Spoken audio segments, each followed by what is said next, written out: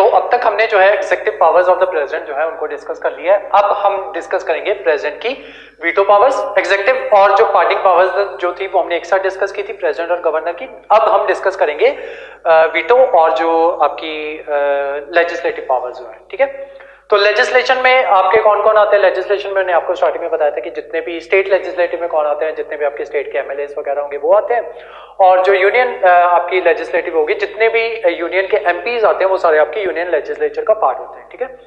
President जो होते हैं वो इंपॉर्टेंट पार्ट होते हैं इसका आपकी पार्लियामेंट का, लेकिन वो पार्लियामेंट के मेंबर जो है वो नहीं होते। सेम आपके जो गवर्नर होते हैं वो स्टेट लेजिस्लेटिव का पार्ट होते हैं, लेकिन वो उसका मेंबर जो होते हैं, उसके मेंबर जो होते हैं वो नहीं होते, ठीक है। तो यही दोनों के बीच में डिफरेंस होता है कि वो उसके पार्ट है लेकिन उसके मेंबर जो है वो नहीं है, ठीक है। यूनियन में आपके प्रेसिडेंट और स्टेट में आपके गवर्नर, ठीक है। अब जो इनको डिस्कस करते हैं हम लेजिस्लेटिव पावर्स को और साथ में आपकी वीटो पावर्स को। तो जो प्रेसिडेंट होते हैं या गवर्नर होते हैं उनके पास 4 तरीके की पावर्स जो है वो होती है, ठीक है। 4 में से जिनमें जो 3 जो होती हैं वो आपकी वीटो पावर जो होती है वो कहलाती है, ठीक है। तो 4 पावर्स क्या होती है इनके पास? 4 पावर्स। सबसे पहले कोई भी बिल इनके सामने आता है तो इनके पास 4 ऑप्शंस होते हैं कि ये अपनी 4 पावर्स की वहां पे जो है एग्जीक्यूट जो है अपनी 4 पावर्स का इस्तेमाल जो है वहां पे कर सकते हैं, ठीक है। सबसे पहले इनके पास अगर कोई बिल आता है तो ये क्या कर सकते हैं? उसको एसेंट दे सकते हैं, ठीक है। तो उनकी पहली पावर कौन सी होगी कि वो बिल को एसेंट देंगे, ठीक है। दूसरी पावर क्या होती है? दूसरी होती है इनकी एब्सोल्यूट वीटो। ये तीनों जो होती है ये इनकी वीटो होती है, ठीक है। Absolute veto. इसके अंतर्गत प्रेसिडेंट क्या कर सकते हैं कि या तो किसी बिल को वो रिजेक्ट कर सकते हैं, ठीक है, या फिर अपना एसेंट जो होता है उसको विदहोल्ड कर सकते हैं। जहां पे मैं प्रेसिडेंट बोल रहा हूं आप ऑटोमेटिकली वहां पे गवर्नर भी समझते रहो गवर्नर के केस में, ठीक है। बस ये है कि ये पावर उनको आर्टिकल 72 के तहत दी गई है प्रेसिडेंट को, और गवर्नर जो है उनको पावर 161 के तहत दी गई है, ठीक है।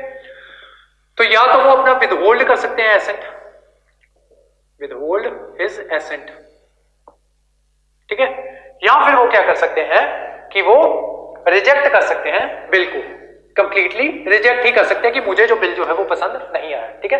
तो 2 काम जो है, 2 वीटो पावर होती है उनके पास, एब्सोल्यूट वीटो। एब्सोल्यूट वीटो के तहत वो क्या कर सकते हैं? या तो अपना एसेंट जो है उसको विदहोल्ड कर सकते हैं या फिर जो बिल जो है उसको रिजेक्ट कर सकते हैं। सेकंड उनके पास जो वीटो होती है, सेकंड वीटो पावर होती है वो है सस्पेंसिव वीटो।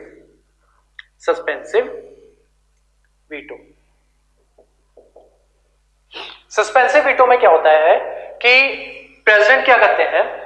प्रेसिडेंट के पास कोई बिल आया तो प्रेसिडेंट ने क्या किया? प्रेसिडेंट को वो बिल जो था वो पसंद नहीं आया तो प्रेसिडेंट ने क्या किया? उस बिल को वापस भेज दिया, ठीक है, कि मुझे ये बिल जो है इसमें ये खामियां जो है ये मुझे लग रही हैं, तो आप इन खामियों को ठीक करके लेके आओ, ठीक है। तो प्रेसिडेंट ने क्या किया? वो बिल जो है वो वापस भेज दिया सस्पेंसिव वीटो के तहत। अब वो बिल जो है जो सरकार को अगर जो बिल जो भेजा था, पार्लियामेंट को भेजा था या गवर्नर ने स्टेट गवर्नमेंट को बिल जो था वो भेजा था, अब अगर स्टेट गवर्नमेंट जो है या सॉरी पार्लियामेंट जो है उसने क्या किया? वो बिल को पढ़ा, पार्लियामेंट चाहे तो उस बिल में चेंजेस करे, ठीक है, और करके वापस प्रेसिडेंट के पास भेज दे, या फिर वो चाहे तो एज इट इज बिल ही दोबारा से उसको पास करके प्रेसिडेंट के पास भेज दे, ठीक है। अब प्रेसिडेंट जो है यहाँ पे प्रेसिडेंट के पास जो है वो सस्पेंस में रहते हैं कि क्या वो बिल जो है चेंजेस के साथ आएगा या फिर नहीं आएगा। जैसे भी बिल आता है, जब दूसरी बार प्रेसिडेंट के पास कोई बिल आता है तो प्रेसिडेंट को उसको पास करना ही पड़ेगा, ठीक है। तो ये होती है उनकी सस्पेंसिव वीटो की पावर कि एक बार जो है वो बिल को वापस भेज सकते हैं, सिर्फ एक बार। लेकिन आगे पार्लियामेंट की मर्जी है, अगर वो चाहे तो बिल में चेंजेस करके भेज दें या फिर ना चेंजेस करके भेजे, लेकिन दोबारा प्रेसिडेंट के पास आ गया बिल तो प्रेसिडेंट को पास करना पड़ेगा, ठीक है। तो ये होती है आपकी सस्पेंसिव वीटो। चौथी होती है आपकी ये पॉकेट वीटो। चौथी प्रेसिडेंट की पावर होगी और वीटो पावर्स में तीसरी पावर होगी, ठीक है, पॉकेट वीटो। इसमें क्या होता है? प्रेसिडेंट जो होते हैं, प्रेसिडेंट के पास बिल आता है, ठीक है, मान लो ये बिल जो है ये आया, ठीक है, तो इसको बिल उन्होंने ऐसे ही रख दिया, ठीक है, या अपने ड्रॉर में डाल दिया या कहीं पे भी डाल दिया। पॉकेट वीटो इसलिए कहा जाता है, वो कह दिया जाता है कि उन्होंने अपनी पॉकेट में डाल के बिल जो है वो रख लिया, कोई फैसला नहीं सुनाया उस पर, ठीक है, उसके ऊपर कोई फैसला नहीं सुनाया कि क्या वो बिल जो है मुझे पसंद आया है नहीं आया, ठीक है, मैंने उस पर साइन करने हैं कि नहीं करने, मैं उसको रिजेक्ट भी नहीं कर रहे हैं, ठीक है, उसको वापस भी नहीं भेज रहे हैं, बस अपने पास जो है उन्होंने रख लिया, उस चीज को कहते हैं पॉकेट वीटो, ठीक है। ये सारी बातें थी कि प्रेसिडेंट के पास कौन कौन सी पावर जो है वो होती है। अब देखते हैं बिल्स कौन से होते हैं, ठीक है। प्रेसिडेंट की पावर या प्रेसिडेंट उसमें क्या फैसला सुनाते हैं वो इस चीज पे डिपेंड करेगा कि बिल किस करेक्टर का है। ठीक है। तो बिल भी आपके 4 तरीके के होते हैं, 4 पावर्स हो गई, 4 ही तरीके के आपके बिल्स होते हैं, बिल्स, ठीक है। सबसे पहले होते हैं आपके ऑर्डिनरी बिल, ऑर्डिनरी बिल, दूसरे होते हैं आपके मनी बिल, तीसरे होते हैं आपके फाइनेंशियल बिल। आगे जाके ये फाइनेंशियल बिल भी 2 टाइप के होते हैं, लेकिन जब पार्लियामेंट करेंगे ना ये बिल्स अच्छे से तब समझाऊंगा। अभी सिर्फ मोटा मोटा समझ लेना कि कौन सा बिल क्या है, कि इस तरीके के कुछ बिल्स होते हैं, और चौथा बिल होता है आपका कॉन्स्टिट्यूशनल अमेंडमेंट बिल, ठीक है। तो यूनियन जो है, अब जब मैं आपको कॉन्स्टिट्यूशन अमेंडमेंट्स के बारे में कराता था तब मैंने आपको ये चीज बताई थी कि स्टेट जो होती है वो कॉन्स्टिट्यूशनल अमेंडमेंट बिल जो है वो लेके नहीं आ सकती, ठीक है। तो वो सिर्फ पार्लियामेंट में ही इंट्रोड्यूस होता है, ठीक है। तो स्टेट के पास कितने बिल्स हो गए? स्टेट के पास 1, 2 और 3 बिल्स हो गए, ठीक है। पार्लियामेंट के पास, यूनियन के पास कितने बिल्स होते हैं? 4 तरीके के बिल्स जो है वो होते हैं, ठीक है। अब सबसे पहले आते हैं इसके ऊपर कॉन्स्टिट्यूशनल अमेंडमेंट बिल के ऊपर, ठीक है। प्रेसिडेंट जो होते हैं यहां पे कॉन्स्टिट्यूशनल अमेंडमेंट बिल के केस में प्रेसिडेंट के पास सिर्फ एक और एक ही पावर होती है कि उनको उसके ऊपर असेंट जो है वो देना ही पड़ेगा, ठीक है। तो यहां पे ये जो है प्रेसिडेंट जो है उनके पास ये वीटो जो है, कोई वीटो उनके पास एग्जिस्ट नहीं करती, उनको बस एक ही पावर होती है यहां पे उनके पास कि उनको अपना असेंट जो है वो देना ही पड़ेगा। अगर पार्लियामेंट जो है कोई भी कॉन्स्टिट्यूशन अमेंडमेंट जो लेके आ रही है, प्रेसिडेंट वो दोनों हाउसेज में पास हो गया है, तो प्रेसिडेंट के पास कोई ऑप्शन नहीं है, उनको अपना एसेंट जो है वो देना ही पड़ेगा। क्यों? क्योंकि प्रेसिडेंट काउंसिल ऑफ मिनिस्टर्स के कहने पे काम करते हैं। काउंसिल ऑफ मिनिस्टर जो है किसका पार्ट है? आपका एग्जीक्यूटिव का पार्ट है। चुन के कहां से आते हैं? लेजिस्लेशन से चुन के आते हैं, ठीक है। तो जो उनको प्रेसिडेंट बोलेंगे, प्राइम मिनिस्टर बोलेंगे, काउंसिल ऑफ मिनिस्टर जो है वही एडवाइस प्रेसिडेंट को देंगे, और प्रेसिडेंट को उनकी एडवाइस पे काम करना ही पड़ेगा, ठीक है। तो कॉन्स्टिट्यूशनल अमेंडमेंट बिल में प्रेसिडेंट के पास सिर्फ एक और एक पावर होती है कि उनको एसेंट देना पड़ेगा, ठीक है। अब आती है बात इसकी मनी बिल की, ठीक है। तो मनी बिल में प्रेसिडेंट जो होते हैं उनके पास 2 पावर्स होती हैं यहाँ पे, कि एक तो वो अपना एसेंट दे सकते हैं, कैन गिव एसेंट। दूसरी पावर क्या होती है कि उसको बिल जो है उसको विदहोल्ड कर सकते हैं अपना एसेंट को, विदहोल्ड इज एसेंट, ठीक है। तो ये 2 पावर्स होती हैं उनके पास, एक ये एसेंट दे सकते हैं, दूसरा विदहोल्ड कर सकते हैं अपने एसेंट को, ठीक है।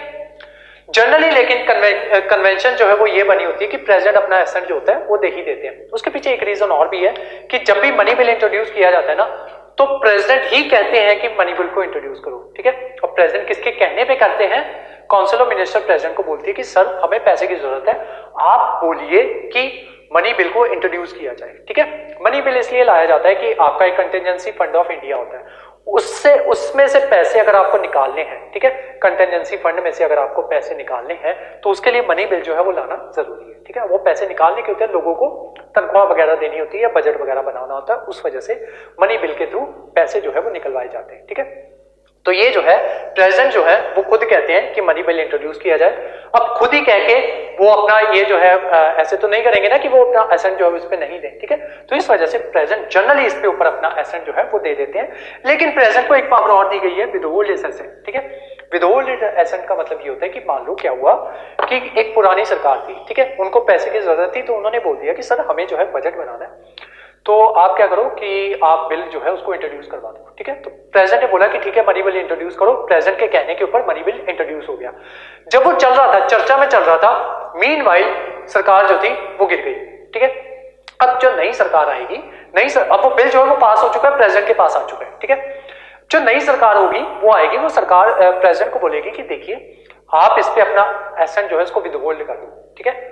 हम नहीं चाहते कि वो बिल जो है वो पास हो, ठीक है। नई सरकार आए वो कहे कि हम नहीं चाहते वो बिल पास हो, तो आप उसके ऊपर अपना एसेंट जो है उसको विदहोल्ड कर लो। तो इस वजह से प्रेसिडेंट उस केस में अपना एसेंट जो होता है उसको विदहोल्ड कर सकते हैं, ठीक है। सेम गोज फॉर योर आपके गवर्नर, ठीक है, कि गवर्नर मनी बिल के ऊपर अपना या तो एसेंट दे सकते हैं या फिर अपना एसेंट जो है वो विदहोल्ड कर सकते हैं। और उसके अलावा गवर्नर के पास एक तीसरी पावर और होती है, वो इस बिल को प्रेसिडेंट के लिए रिजर्व करके रख सकते हैं, ठीक है, कि वो ये जो बिल होगा उसको प्रेसिडेंट के लिए रिजर्व करके रख लेंगे, ठीक है। ये आगे भी डिस्कस करेंगे अच्छे से एलैबोरेटिवली।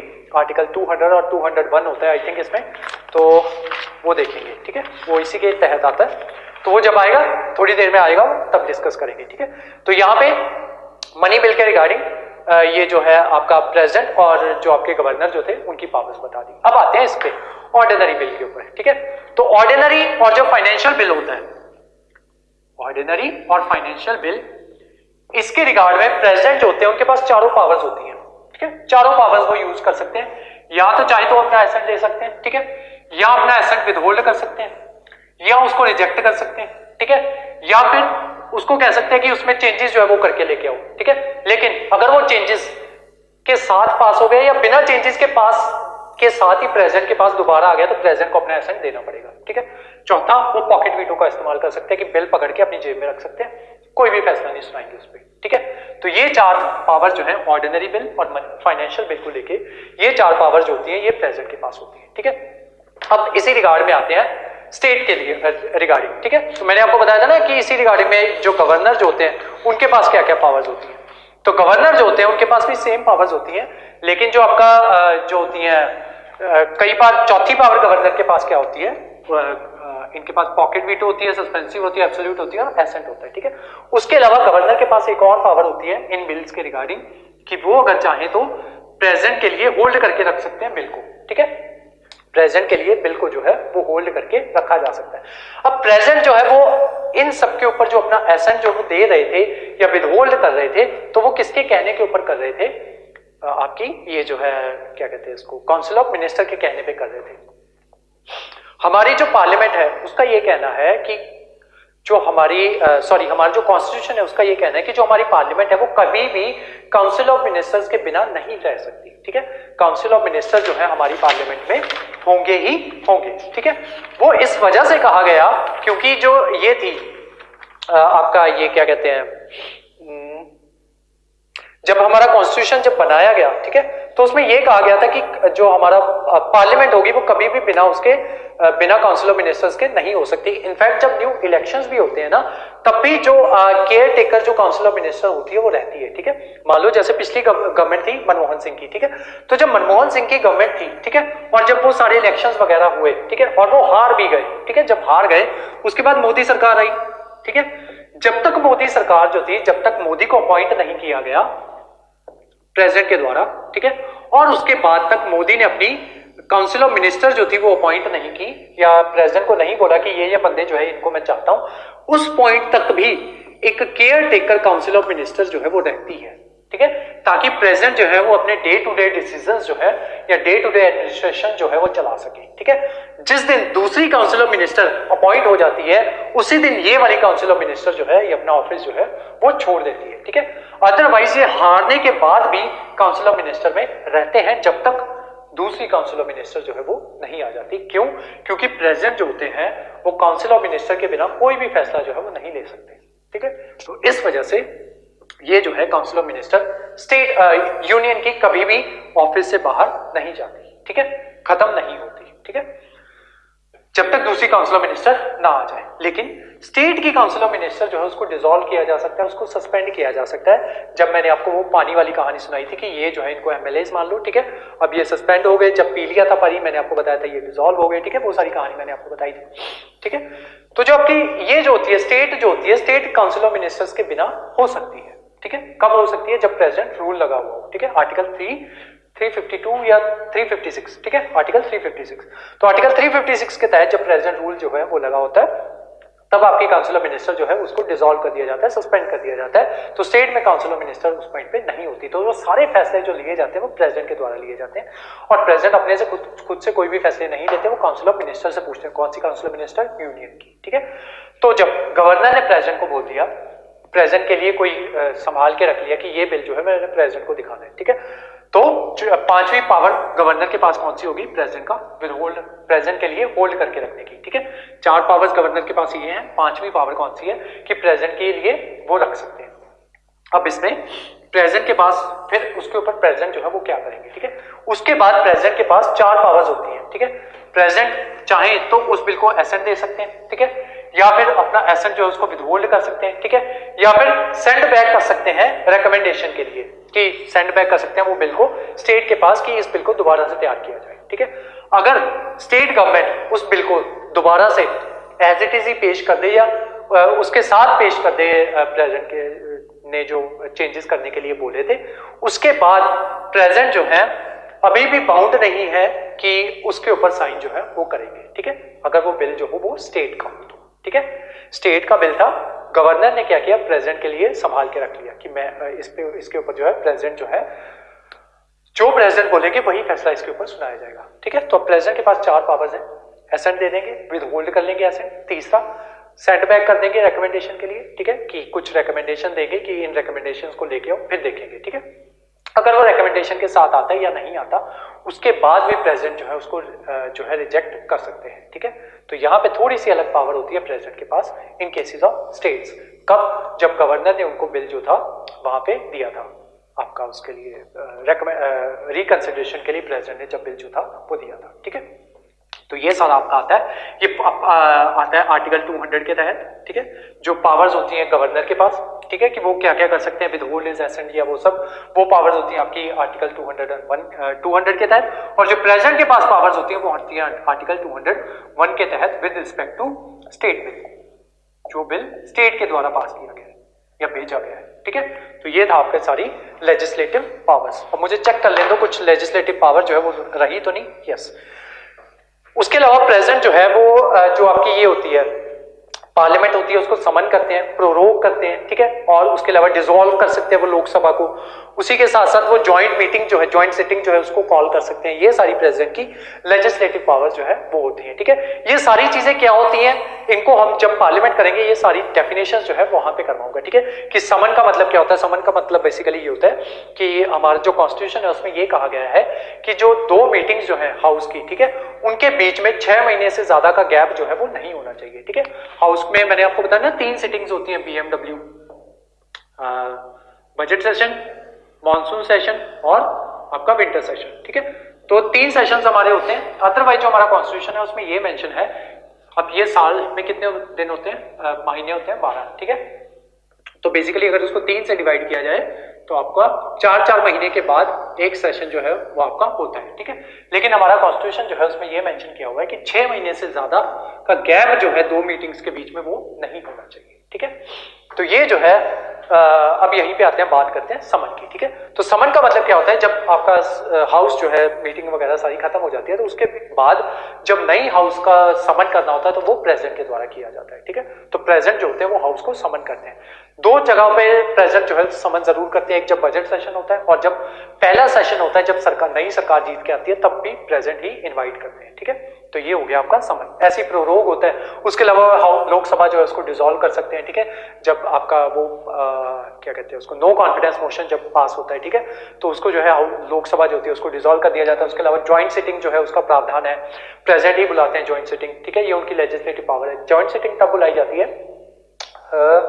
जब कोई बिल जो है दोनों हाउसेस जो है, एक हाउस उसको पास कर दे, दूसरा हाउस उसको ना पास करे। ठीक है, और बिल जो है उसको पास करवाना है, तब ज्वाइंट सिटिंग जो है वो बुलाई जाती है प्रेसिडेंट के द्वारा। देन उस ज्वाइंट सिटिंग के अकॉर्डिंग जो है वो बिल जो है वो पास किया जाता है। ठीक है, तो उसको कहते हैं ज्वाइंट सिटिंग। उसके अलावा जब पार्लियामेंट की पहले साल की मीटिंग होती है और जब पहला इलेक्शन होता है तो प्रेसिडेंट ही उनको एड्रेस करते हैं। ठीक है, तो ये प्रेसिडेंट की लेजिस्लेटिव पावर है। उसके अलावा जो स्पीकर जो होते हैं उनको अपॉइंट करते हैं। ठीक है, किसी भी मेंबर को एज ए स्पीकर अपॉइंट किया जाता है और डेप्यूटी स्पीकर भी प्रेसिडेंट के द्वारा ही अपॉइंट किया जाता है। ठीक है, उसके अलावा 12 मेंबर जो होते हैं राज्यसभा के, ठीक है, राज्यसभा के 12 मेंबर जो होते हैं उनको प्रेसिडेंट जो है वो अपॉइंट करते हैं। ठीक है, सॉरी, नॉमिनेट करते हैं। और उसके अलावा 2 मेंबर्स जो है लोकसभा के, अगर एंग्लो इंडियन कम्युनिटी से इनएडिक्वेटली रिप्रेजेंटेड हो तो 2 मेंबर लोकसभा के वो नॉमिनेट करते हैं। ये भी उनकी लेजिस्लेटिव पावर के अंतर्गत ही आता है। ठीक है, तो ये सारी उनकी पावर्स थी। और सेम ऐसे आपके उसमें राज्यसभा में जो है, सॉरी, स्टेट असेंबली में जो है, जो आपके ये होते हैं गवर्नर होते हैं, चाहे तो एक एंग्लो इंडियन कम्युनिटी के बंदे को नॉमिनेट कर सकते हैं, और यहाँ पे आई थिंक 1/12 मेंबर जो होते हैं या एक्स नंबर ऑफ मेंबर जो होते हैं उनको मेंबर ऑफ लेजिस्लेटिव काउंसिल वो गवर्नर के द्वारा अपॉइंट नॉमिनेट किया जा सकता है। ठीक है, तो ये थी आपकी लेजिस्लेटिव पावर्स ऑफ गवर्नर। ठीक है, उसके अलावा जहां जहां पे यहाँ पे पार्लियामेंट मैंने बोला वहीं पे आपको स्टेट लेजिस्लेचर लिख लेना है। ठीक है, और यहाँ पे बस एक गवर्नर के पास एक्स्ट्रा पावर है कि वो प्रेसिडेंट के लिए बिल जो है उसको संभाल के रख सकते हैं। ठीक है, अब लिखो इसके बारे में, एक मिनट मुझे चेक कर लेने दो कुछ छूटा तो नहीं है।